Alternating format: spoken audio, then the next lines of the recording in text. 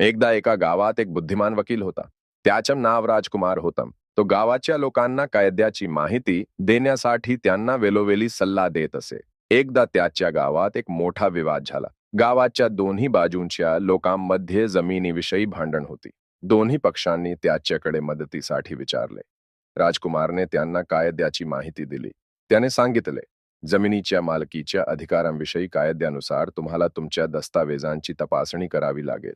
जर तुमच्याकडे वैध दस्तावेज असतील तरच तुम्ही जमिनीचे मालक असाल.